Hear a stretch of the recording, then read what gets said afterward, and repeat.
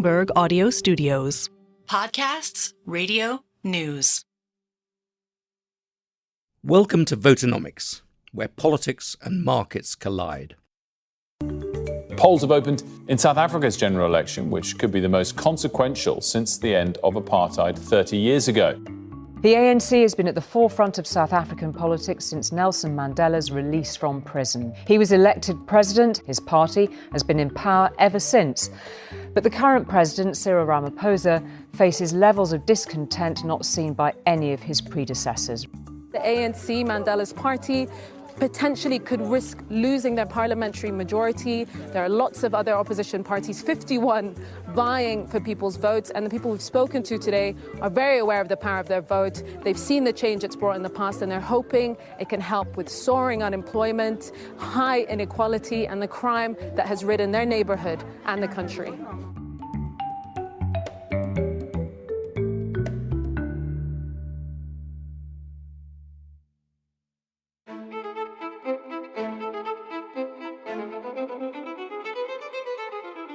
This year, voters around the world have the ability to affect markets, countries, and economies like never before. And we've created this series to help you make sense of it all. I'm Adrian Wooldridge. My regular co-hosts Allegra Stratton and Stephanie Flanders are out this week, leaving me carrying the can. So we're going to do something a little different. We're going to focus this episode on the very significant, incredibly significant election taking place in South Africa. As you've heard at the top of the show, on Wednesday, votes were cast. Over the weekend, we will get the results. And then on Monday, we'll have a full Votonomics with the whole crew examining election results, and also featuring an interview with Dalip Singh, former Federal Reserve economist, now Deputy National Security Advisor at the White House, who, among other things, masterminded sanctions against Russia. But for this episode, I've invited Jacqueline Simmons, who is our regional editorial lead, to join me in the London studio. Welcome, Jackie. Hi, Adrian.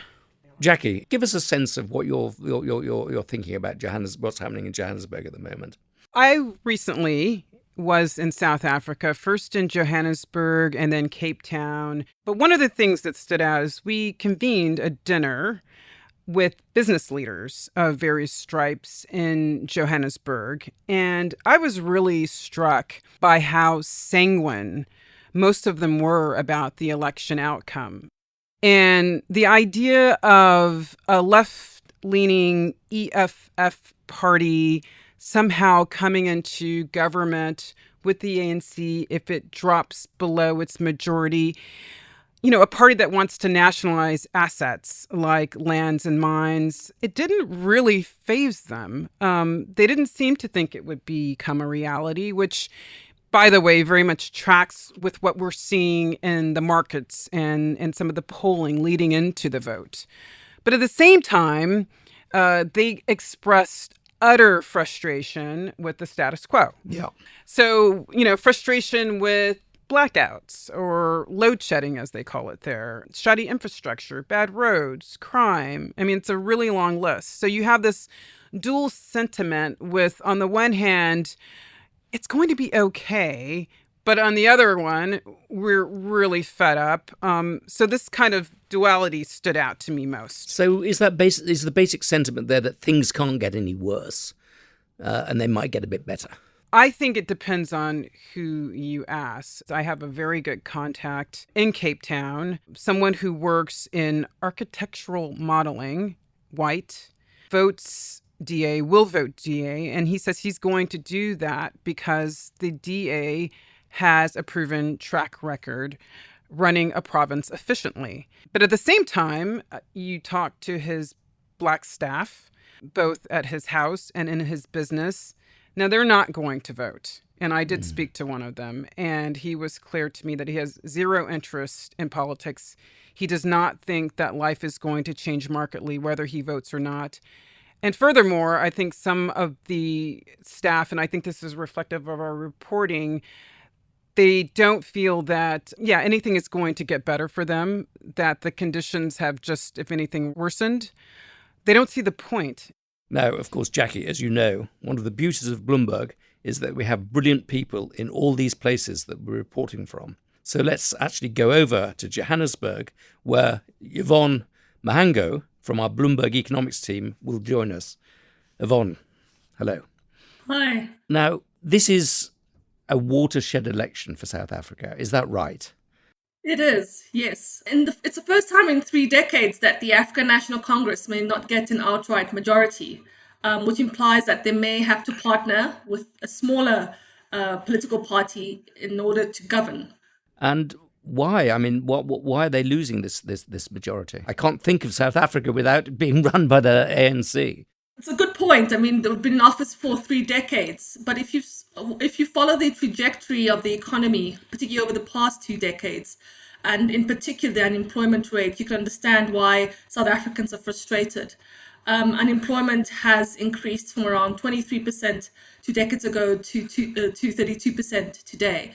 We have a power crisis that's been in place for 16 years, but in recent years has deteriorated, such that you only get electricity for half of a day. So South Africans are frustrated in terms of service delivery and are seeking alternatives from the ANC. Yvonne, I have a question just about turnout. So in 1994, when Mandela was presenting, turnout was 85%. In 2019, the year Ramaphosa was voted in, turnout was 47%. So we've written the ANC has two things working in its favor: apathy and a splintered opposition. Why so much apathy? Apathy, I guess, is the fact that there's historically been this link to this, what we consider a liberation party, the party that took South Africa out of apartheid. So you've got that generation that struggles to think they could vote for anyone else. However, as we move away from 1994, there is a young generation that doesn't have any link to the past. And as a result, we're actually expecting to see an increase in turnout at this particular election. From reports I'm just hearing, just listening to the radio, turnout seems to be pretty strong, suggesting that it's going to be quite different from 2019. Interesting. And just to follow on that, how much of that turnout is dictated not so much by racial lines, but by the haves and the have-nots?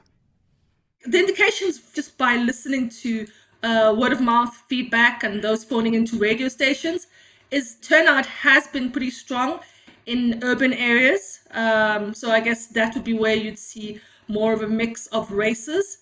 Apathy does still exist, particularly in the townships, which is a low-income area. But I'd imagine in rural areas where people find it important or a civic duty to vote, that turnout would still be pretty solid. And I highlight the rural areas because today that is where the ruling party's support is coming from. Those who are most frustrated are those in urban areas. And the polling that we've been seeing has actually been predominantly from urban areas. So if you do see a surprise in terms of the performance of the ANC, that will most likely be because of the turnout from the rural areas. And Yvonne, can you give us a sense of what the rival parties are? The second biggest party is the Democratic Alliance. They're considered the pro-business party. That's the party that investors would love the ANC to form a coalition with if the ANC lost their majority vote. And that party is firmer in terms of restoring fiscal health to the country. They look at tax reform in order to make it more friendly for business. And they would do away with affirmative action because they feel it's been taken advantage of, if I can call it that, or corruption has gone into it. So that's a Democratic Alliance. It's also considered the white party. That's why in some cases they've struggled in order to get beyond the 20% vote that they've peaked at. The other big party, the third biggest one, is the Economic Freedom Fighters. That's a leftist party that causes investors to get pretty nervous because of their talk of nationalization. So that's led by Julius Malema. That's a party that could be considered for a coalition, particularly if the ANC does really badly, like less than 40% of the vote. Those are the two main parties. Those are the ones to watch for. So that points to two very, very different futures. One is a business-oriented future and another is a populist sort of future.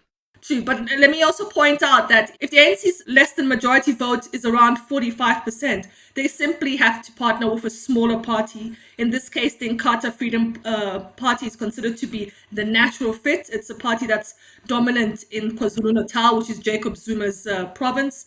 And if they partnered with the IFP, then you'd see policy continuity because they're very similar in terms of policy trajectory.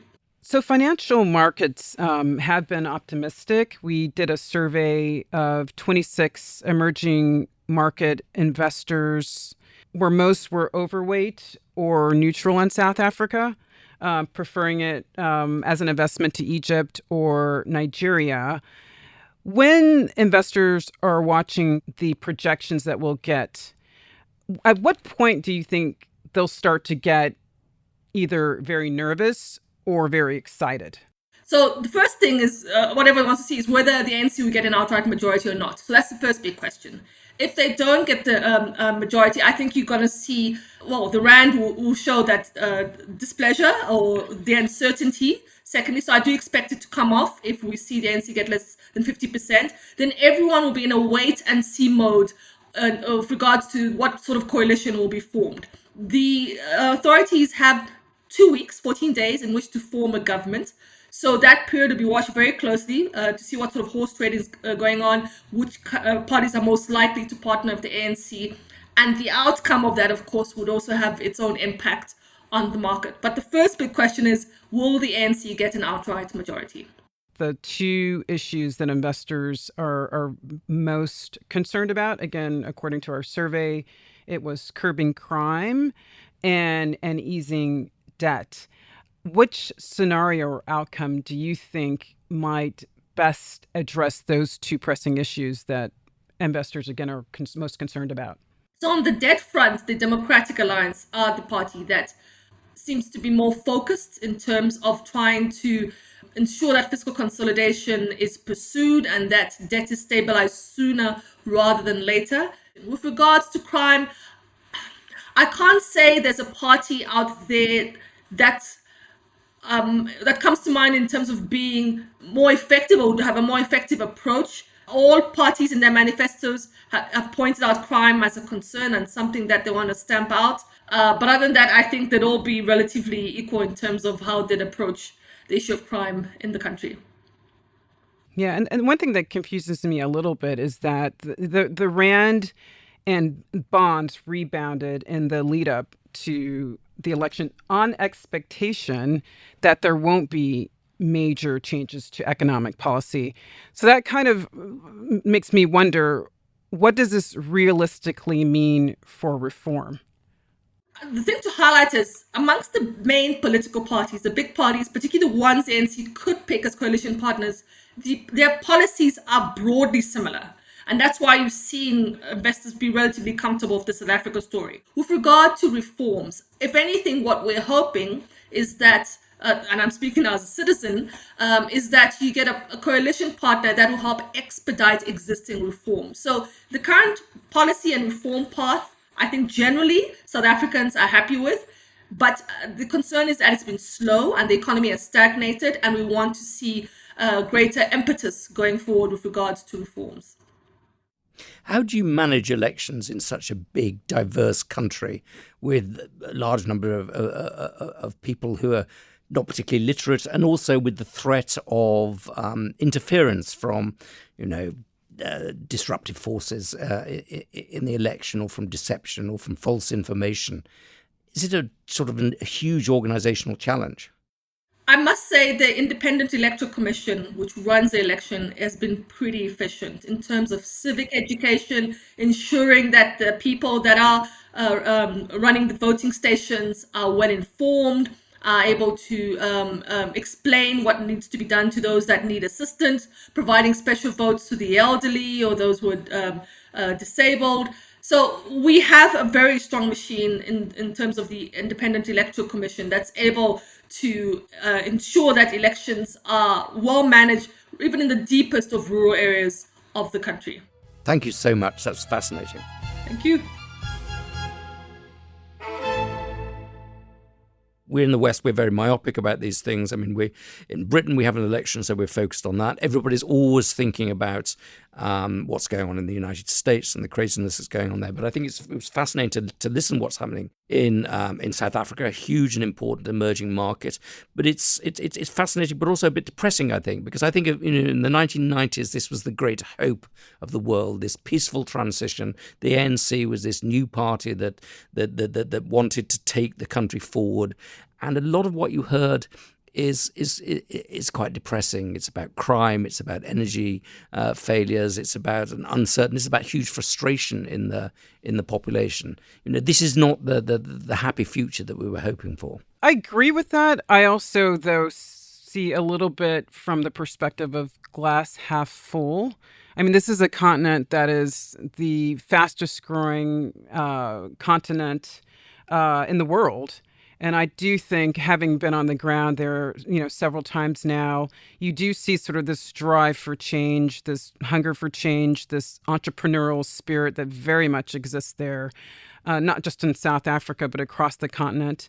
I think that you're looking at a new era of sorts. You saw what happened last year with the enlarged BRICS that took place in South Africa. You also will see the G20 be hosted for the first time in Africa, in South Africa specifically. You see what's happening, with respect to sort of capital flows. You talked about everything being sort of myopically concentrated on the West and the global North. But I do think that the story is increasingly shifting toward the so-called global South. And South Africa is very much part of that story. So I do think it's sort of in the interest of how we and investors and citizens, think about, the change that could come. So yes, it's depressing, but on the other hand, I do think there is a great opportunity, and I think we have to look at it a little bit about, what we can do baby steps wise and what this election represents in that optic. And of course, we're seeing the ANC possibly losing its monopoly of power, and that could go, I would have thought, in two ways. It could be a good thing in which you get real competition for power. No particular party can take it for granted, and that's in some ways a good thing. But it could remove some of the guarantees of stability, and you could get, particularly if you get the far left party coming into some sort of power sharing arrangement, it could exacerbate some of South Africa's problems. Yeah, and the interesting thing is you don't see a lot with respect to election interference, or at least you're not reading absolutely. about that or that was a misinformation. wonderful thing she said. So this idea of a democratic process that still is an undercurrent of that structure, I think that's quite important. It's quite powerful. I mean, I thought that was an incredibly optimistic thing that she said that basically this massive democratic process in a country that's got a lot of unhappiness, huge amount of inequality, is going very well. It's well monitored. It's well administered. Yeah. And everybody agrees that we have to have a democratic transition. 100%. That's incredibly important. I wish it were as true of the United States as it is of South Africa. Thanks for listening to this week's Votonomics from Bloomberg. This episode was hosted by me, Adrian Wooldridge, with lots of help from Jackie Simmons. It was produced by Summer Sadi, editorial direction from Victoria Wakely, sound design by Moses Andam. Brendan Francis Newman is our executive producer. Sage Borman is head of podcasts. Special thanks to Yvonne Mhango, and please subscribe, rate and review wherever you listen to podcasts.